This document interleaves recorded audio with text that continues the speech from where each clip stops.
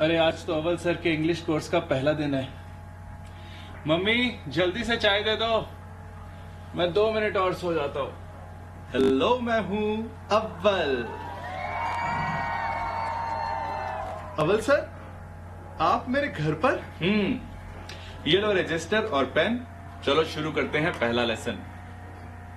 आप भी आज का लेसन देख लो, लेकिन अगले लेसन से पहले एक डायरी और पेन आपके हाथ में भी जरूर होना चाहिए। सर इंग्लिश तो आप सिखा दोगे, पर इंग्लिश बोलने का कॉन्फिडेंस नहीं आता मुझे, उसका भी कुछ तरीका बताओ ना सर। बताता हूं, पर तुम पहले तैयार तो। क्या हुआ सर? घड़ी का टाइम पीछे हो गया, लगता है घड़ी खराब हो गई है। अरे खराब नहीं सर, सेल वीक हो गया होगा, बदलवा लोगे तो ठीक हो जाएगी घड़ी। तुम इतनी दिलेरी के साथ कैसे बोल सकते हो सेल ही वीक हुए होंगे? घड़ी खराब भी तो हो सकती है। सर मेरे साथ कई बार ऐसे होता है, इसलिए मुझे पक्का है कि सेल ही वीक हुए होंगे। जिस दिलेरी के साथ तुमने कहा कि सेल ही वीक हुए होंगे, इसी दिलेरी को कहते हैं कॉन्फिडेंस। ये आपके साथ भी कभी ऐसा हुआ है कि आपके किसी दोस्त का लैपटॉप स्लो हो गया हो और आपने पूरे कॉन्फिडेंस के साथ कहा हो कि हार्ड डिस्क फुल हो गई होगी, थोड़ी स्पेस खाली करो, ठीक हो जाएगा। इसी तरह आपको कभी छाती में तेज दर्द उठा हो और आपके मम्मी ने कहा हो जरूर गैस होगी, एक हींग की गोली खा लो, ठीक हो जाएगी। किसी भी बात के बारे में हमें कॉन्फिडेंस तब आता है जब हमें उस बारे में पक्का पता हो और वैसा हमारे साथ खुद हो चुका हो। ऐसे ही इंग्लिश बोलने का कॉन्फिडेंस आपको तब आएगा जब आपको पता होगा कि आप सही इंग्लिश बोल रहे हो, आपकी तरफ से कोई गलती नहीं हो रही। और ये कॉन्फिडेंस बढ़ता जाएगा जितनी बार आप किसी के सामने वही बात बोलोगे जो आपको पता है कि आप सही इंग्लिश में बोल रहे हो। इस कोर्स में हम यही करने वाले हैं कि अपनी इंग्लिश को इतना परफेक्ट कर लेंगे कि खुद पर कभी डाउट ना हो, शक ना हो कि हम सही इंग्लिश बोल रहे हैं या गलत। और प्रैक्टिस ऐसे करेंगे कि हिचकिचाहट की, हेजिटेशन की कोई गुंजाइश ना रहे। सर आप इतनी देर से किससे बातें कर रहे थे? खैर, कॉन्फिडेंस लाने का राज आपने मुझे समझा दिया। सर एक और बात पूछूं, इंग्लिश सिखाने के लिए पहले आप ग्रामर सिखाओगे? क्योंकि मैं बहुत कंफ्यूज हो जाता हूं ग्रामर में। एक बात बताता हूं, जहां मैं रहता हूं वहां रोज एक स्कूल बस आती है छोटे बच्चों को लेने और छोड़ने के लिए। सुबह बच्चों को ले जाती है, दोपहर में बच्चों को छोड़ जाती है। एक दिन दोपहर में जब वो स्कूल बस आई तो मैं आसपास ही था। उसमें से एक छोटा बच्चा उतरा और उसने अपनी मम्मी से पूछा, आप मेरे छोटे भाई को साथ नहीं लाए? तो मम्मी ने कहा, वो घर पर है, तुम्हारी वेट कर रहा है। तो बच्चे ने कहा, आपको उसे साथ लाना चाहिए था ना। लाना चाहिए था। अब ये बात अगर आप इंग्लिश में बोलो तो लोग हैरान हो जाएंगे कि आप इतनी एडवांस्ड इंग्लिश बोलते हो, पर हिंदी में बोलते हुए यही बात बहुत छोटी लगती है। आपको लगता है कि उस बच्चे के माँ बाप ने कभी बैठकर सिखाया होगा कि चलो बेटा तुम्हें हिंदी व्याकरण सिखाते हैं? जब बात में ऐसा ऐसा हो तो आपके हिंदी वाक्य में लगता है चाहिए था, नहीं ना? इसी तरह हमें इंग्लिश सीखनी है। किसी वाक्य को, किसी सेंटेंस को बोलने से पहले मन में फॉर्मूला ना सोचना पड़े, सीधा हमारे मुंह से सही इंग्लिश ही निकले। सो ग्रामर को अलग से सीखने की जरूरत नहीं है। इस कोर्स में हमारा लक्ष्य, हमारा गोल होगा कि हम इंग्लिश में बात करना सीखें। क्योंकि आपकी जॉब में आपका बॉस ये नहीं पूछेगा कि आपके वाक्य में स्वर व्यंजन कौन से हैं। वो बस आपसे ये उम्मीद रखता होगा कि आप इंग्लिश बोल पाएं। और भाषा का मकसद भी तो यही है, अपनी बात को सामने वाले तक पहुंचाने का एक माध्यम, एक जरिया ही तो होती है भाषा। फिर तो बढ़िया है सर। अब शुरू करें इंग्लिश की क्लास? शुरू तो कर ही चुके हैं। ये सब जो मैं बता रहा हूं ना, यही टिप्स काम आएंगे इस पूरे कोर्स को आसानी से समझने के लिए। एक और बात, हिंदी को देखकर इंग्लिश भाषा, इंग्लिश लैंग्वेज नहीं बनाई गई और ना ही इंग्लिश को देखकर हिंदी बनी। सो याद रहे कि हम इस कोर्स में हिंदी की मदद ले रहे हैं सिर्फ इसलिए कि इंग्लिश को समझना आसान हो जाए। सो उल्टा उलझना नहीं है कि ये बात हिंदी में तो ऐसे बोली जाती है तो इंग्लिश में तरीका अलग क्यों है। इंग्लिश दुनिया के जिस हिस्से में बनी वो वहां के रीति रिवाज, वहां के रहन सहन के हिसाब से बनी, वहां की और भाषाओं का भी उस पर असर रहा। इसी तरह हिंदी दुनिया के अलग हिस्से में बनी, सो दोनों की आपस में तुलना करना, आपस में कंपैरिजन करना बेकार होगा। इसलिए हिंदी से इंग्लिश ट्रांसलेट करना, अनुवाद करना एक हद तक ही काम आएगा। हमारा मकसद ये होना चाहिए कि इंग्लिश बोलने के लिए हमें हर बात को हिंदी से ट्रांसलेट ना करना पड़े, सीधा ही हम इंग्लिश बोल पाए। ये कैसे होगा, मैं कोर्स के दौरान आपको बताता जाऊंगा। सर फिर आप पता नहीं किससे बातें कर रहे थे, पर मैं उतनी देर में तैयार हो गया हूँ। चलो आ जाओ फिर पढ़ाई शुरू की जाए। Yes sir. ओ कौन आ गया? सर मैं देखता हूँ दरवाजे पे कौन है, बस 1 मिनट में आया। ठीक है। जब तक ये देख कर आता है दरवाजे पर कौन है, आप लोग भी ब्रेक ले लो। मिलते हैं नेक्स्ट लेसन में। अल्फाबेट बुलाया जाता है। सो लेटर एक प्लेयर है और टीम का नाम अल्फाबेट है। बिल्कुल सही, लेटर एक प्लेयर है और टीम का नाम अल्फाबेट है। अब इस अल्फाबेट टीम में कौन कौन से प्लेयर हैं, कौन कौन से लेटर हैं, चलिए देखते हैं। बेटा तुम्हारा नाम क्या है? सर मैं मोनू।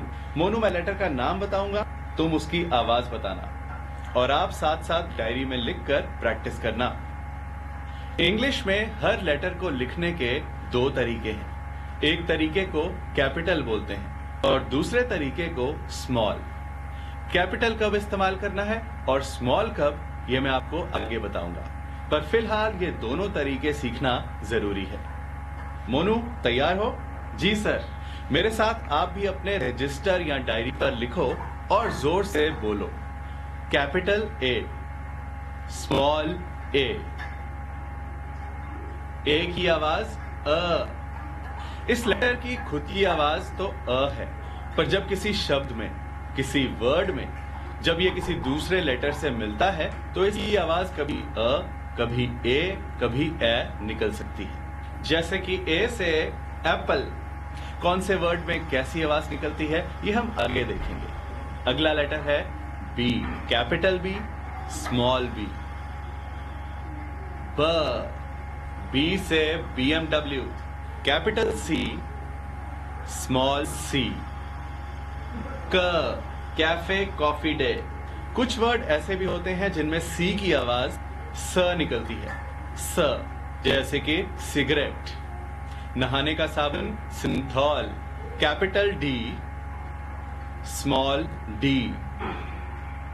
ड, Domino's, capital E, small E. ए, Emami, capital F, small F. फ, Facebook, capital G, small G. ग, गूगल।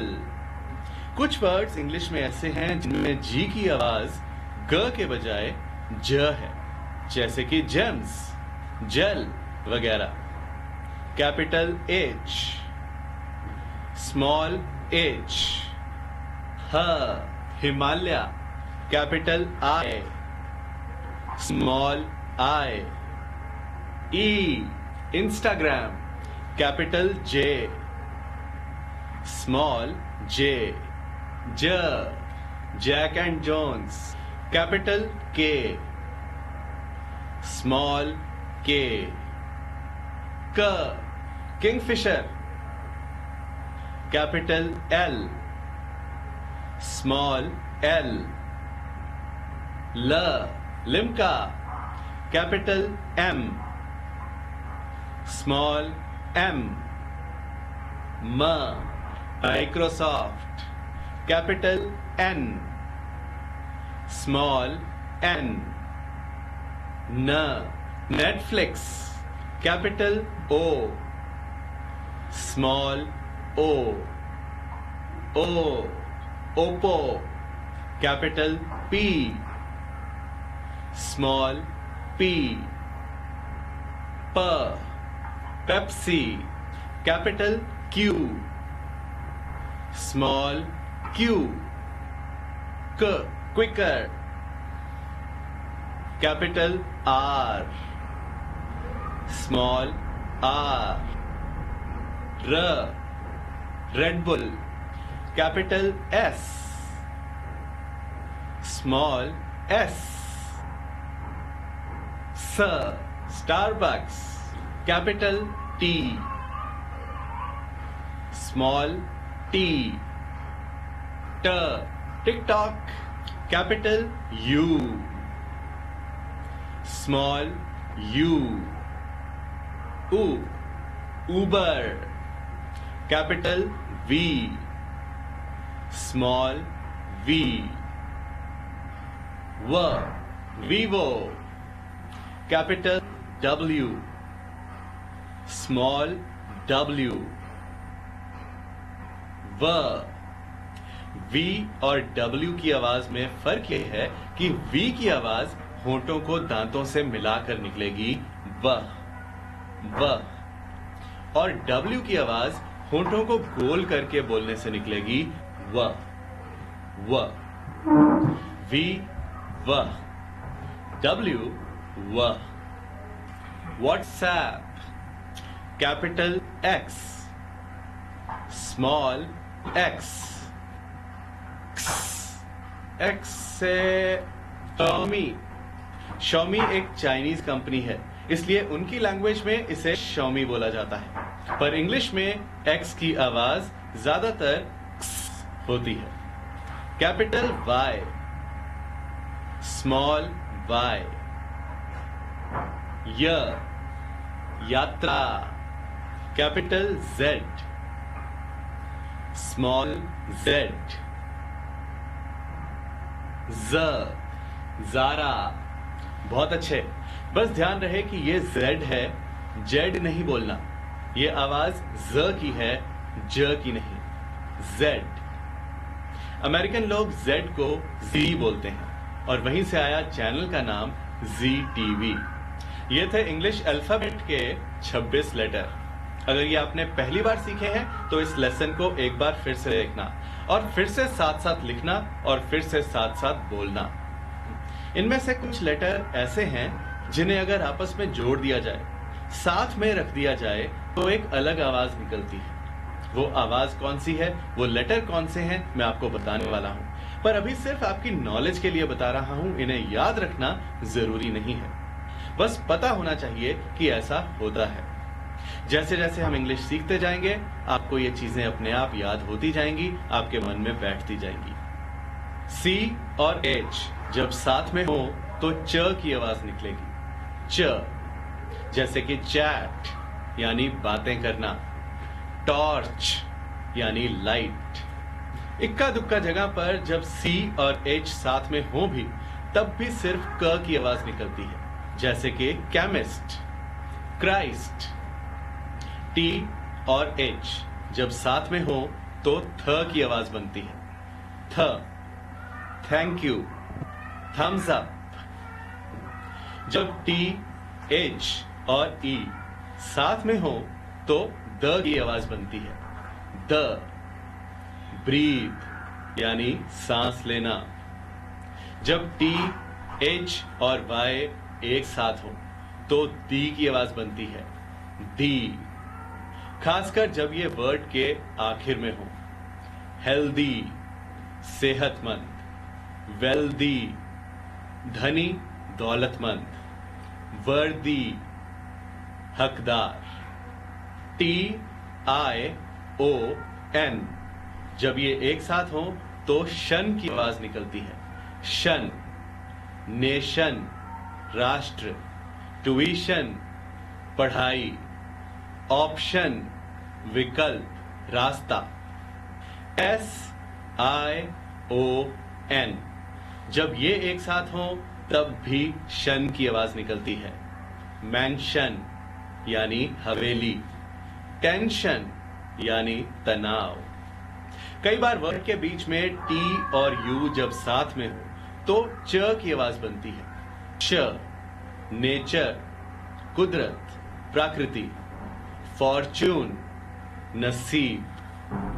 डब्ल्यू और एच जब साथ में हो तो ज्यादातर व की आवाज निकलेगी, व्हाट यानी क्या, वेयर यानी कहां, पर कुछ एक जगह पर W और H से भी ह की आवाज निकलती है, जैसे कि हु यानी कौन। यहां वो नहीं है, हु है, ह। S और H इन दोनों के साथ श की आवाज बनती है। श, शट बंद, शॉप दुकान, कैश नकद पैसा, वॉश धोना। मैं जानता हूं कि बहुत से लोग स और श की आवाज ठीक से नहीं बोल पाते हैं। सिर्फ इंग्लिश ही नहीं, हिंदी के शब्द कोशिश को भी कोशिश बोलते हैं। हिंदी में भी स और श की आवाज अलग होती है। स की आवाज आगे वाले दांतों से निकलती है, जिसे हम सर बोलते हैं, स। और श की आवाज पीछे वाले दांतों से निकलती है, जैसे हम किसी को चुप कराते हैं, श, श। इंग्लिश का एक वर्ड है सेम, मतलब एक जैसा। इसमें स की आवाज आगे वाले दांतों से आनी चाहिए, सेम। और इंग्लिश का एक और वर्ड है शेम, इसमें एस के साथ एच लगा हुआ है, सो इसका मतलब हमें यहां श की आवाज निकालनी है, शेम, जो कि पीछे वाले दांतों से आएगी। शेम, शेम का मतलब है शर्म। अगर आप दोनों को एक ही तरह से बोलोगे तो सुनने वाला समझ नहीं पाएगा कि आपका मतलब कौन से वाला है। इसलिए बहुत जरूरी है कि आप मेरे साथ स और श की प्रैक्टिस करें। मेरे साथ साथ बोलें, स सन, श शन, स सेम, श शेम, स सी, श शी, स सो, श शो, स सिट, श शिट, स सीट, श शीट, स सॉप, श शॉप, स सॉर्ट, श शॉर्ट, स सू, श शू, स सेल, श शेल, स सोर, श शोर। याद रखना है कि स की आवाज आगे वाले दांतों से जैसे सर, और श की आवाज पीछे वाले दांतों से जैसे श। जब तक आपकी जुबान स और श में फर्क नहीं कर पाती, तब तक आप बार बार प्रैक्टिस करते रहो। अब कुछ लेटर ऐसे भी हैं, जब वो साथ मिल जाएं, तो उनमें से ही किसी एक लेटर की आवाज दबा देते हैं, उसकी आवाज बंद कर देते हैं। वो लेटर कौन से हैं और कौन सी आवाज है जो बंद हो जाती है, वो हम देखते हैं। लेकिन जैसे मैंने पहले बताया कि इनको याद रखने की टेंशन मत लेना, अभी सिर्फ समझते जाओ। वर्ड के बीच में कई बार जब एस और टी साथ में हो तो टी की आवाज बंद हो जाती है, जैसे कि लिसन यानी सुनना, विसल यानी सीटी। जब वर्ड में टी, सी और एच साथ में हो तो फिर से टी की आवाज बंद हो जाती है, बेचारा टी। जैसे कि वॉच देखना, कैच पकड़ना, मैच मुकाबला। जब डी और जी साथ में हो तो डी की आवाज बंद हो जाती है, जैसे कि बजट, फ्रिज, एज। एज मतलब किनारा। आई, जी और एन जब एक साथ हो तो जी की आवाज बंद हो जाती है और आइन की आवाज निकलती है। Sign, design, benign. बिनाइन मतलब नेक दिल होना। जब पी और एच साथ में हो तो फ की आवाज निकलती। फ, फोन, फिलिप्स, एक कंपनी का नाम है। जब O U G H साथ में हो तो किसी किसी वर्ड में तो फ की आवाज निकलती है। फ, जैसे कि रफ, कच्चा, रूखा। टफ, मुश्किल। कभी कभी ओ की आवाज निकलती है। ओ, ब्रॉट, लाया। ड्रॉट, सूखा। थॉट, ख्याल। और कभी कभी वो आवाज ओ बन जाती है। ओ। दो मतलब हालांकि। डो मतलब गुंदा हुआ आटा, आटे की लोई। अब इस लेसन की आखिरी चीज, आपने इंग्लिश में कुछ ऐसे वर्ड देखे होंगे जिनके आखिर में ई लगता है, पर उस ई की ए, ई कोई आवाज नहीं होती। जैसे कि वर्ड गेम में। गेम में ई की कोई आवाज अलग से नहीं है। अब देखने में तो ये लगेगा कि भाई क्यों लाया ई जब इसकी कोई आवाज ही नहीं है, पर ध्यान से देखोगे तो आपको पता चलेगा कि अगर वो ई ना होता तो पढ़ने में ये गैम हो जाता, गेम नहीं। हर चीज का कुछ ना कुछ कारण तो है, पर इंग्लिश सीखने के लिए जरूरी है कि हम उन बातों में अटके ना जाएं। लिख लिख कर, बोल बोल कर हम वर्ड की स्पेलिंग और बोलने का सही तरीका मन में बिठा लें। आगे बढ़ेंगे अगले लेसन में।